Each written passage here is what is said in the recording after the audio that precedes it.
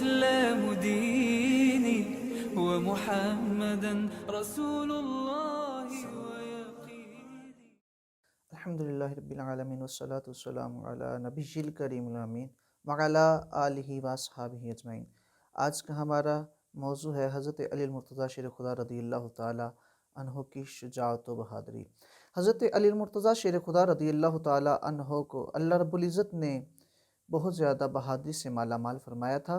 حضرت نبی اکرم صلی اللہ علیہ وسلم نے آپ رضی اللہ تعالی عنہ کو اسد اللہ یعنی شیر خدا کا لقب بھی آپ کی بہادری کی وجہ سے عطا کیا۔ سب سے پہلا معرکہ جنگ بدر میں حضرت علی المرتضیٰ شیر خدا رضی اللہ تعالی عنہ نے ولید سے اپنی بہادری کا آغاز کرتے ہوئے ولید کو ایک ہی وار میں واصل جہنم کر کے بعد میں اپنے ساتھی کی مدد کرتے ہوئے شیبہ کو بھی جہنم کی رسید فراہم کی۔ حضرت علی المرتضیٰ شیر خدا رضی اللہ تعالی عنہ نے جنگ بدر میں ٹوٹل جو 70 کفار مارے گئے ان میں سے 35 حضرت علی رضی اللہ تعالی عنہ کے ہاتھ سے واصل جہنم ہوئے۔ حضرت علی المرتضیٰ شیر خدا کو اگر مین آف دی وار کہا جائے تو یہ بھی بے جا نہیں ہوگا کہ بدر میں حضرت علی المرتضیٰ شیر خدا رضی اللہ تعالی عنہ نے سب سے زیادہ کفار کو مارا۔ آپ رضی اللہ تعالی عنہ نے ہر میدان میں اپنی بہادری دکھائی اور آپ نے اسد اللہ کا حق ادا کیا۔ آپ رضی اللہ تعالی عنہ نے خندق کے دن عمر بن عبد ود کو واصل جہنم کیا، جس نے 3 دفعہ مسلمانوں کو للکارا کہ ہے کوئی میرے ساتھ مقابلہ کرنے والا۔ حضرت علی المرتضیٰ شیر خدا ہر دفعہ آگے نکلے، آپ صلی اللہ علیہ وسلم نے روک دیا، کہا کہ علی وہ عمر بن عبد ود ہے۔ آپ نے کہا میں علی ہوں، میں اس کا مقابلہ کروں گا۔ تیسری دفعہ اس نے للکارا تو کوئی بھی آگے نہ ہوا۔ حضرت علی آگے ہوتے تھے، آپ صلی اللہ علیہ وسلم روک دیتے تھے۔ بعد میں جب وہ خندق پھیلان کر آگے آیا، پھر حضرت علی المرتضیٰ شیر خدا نہ رہے، آگے نکلے۔ آپ نے کہا کہ میں تیرے ساتھ لڑائی کروں گا۔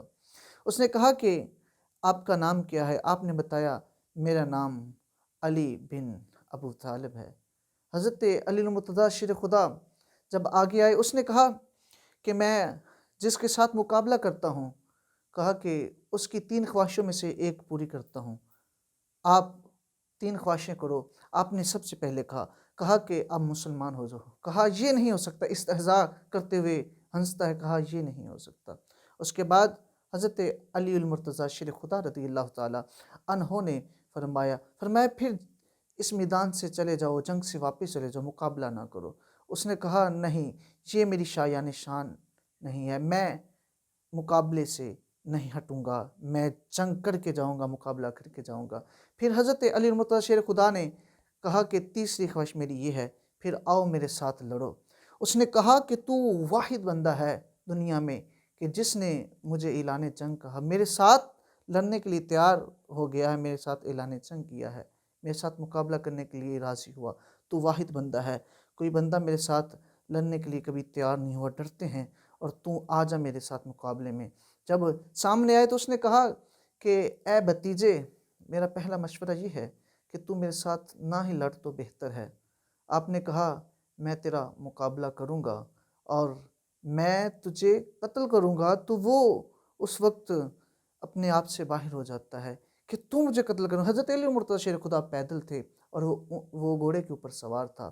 اس نے کہا کہ یہ میری شان کے خلاف ہے کہ میرا مد مقابل جو ہے وہ پیدل ہو، پیادہ ہو، اور میں سوار پہ ہوں۔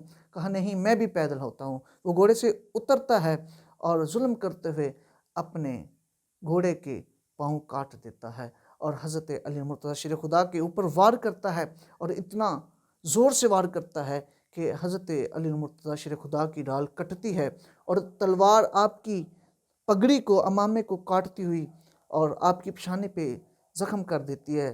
زخم اتنا گہرا نہیں ہوتا لیکن اپنا نشان چھوڑ دیتا ہے۔ اس کے بعد حضرت علی المرتضیٰ کو وہ تلوار جو مصطفیٰ کریم صلی اللہ علیہ وسلم نے عطا فرمائی تھی، وہ ذوالفقار، وہ آپ اس کے ساتھ اپنا اسد اللہ والا وار کرتے ہیں تو وہ اس کے سر کو چیرتی ہوئی، جبڑوں کو چیرتی ہوئی، سینے کو چیرتی ہوئی ایسے تلوار نیچے آ جاتی ہے، اور وہ اسی وقت عبد ود زمین پر گرتا ہے اور تڑپ تڑپ کے مر جاتا ہے۔ جب وہ مرتا ہے تو حضرت علی المرتضیٰ شیر خدا واپس آتے ہیں۔ حضرت عمر فاروق رضی اللہ تعالیٰ عنہ کہتے ہیں علی آپ نے اس کی زرہ اتار لینی تھی، آپ نے اس کی زرہ کیوں نہیں اتاری، اتنی قیمتی زرہ تھی۔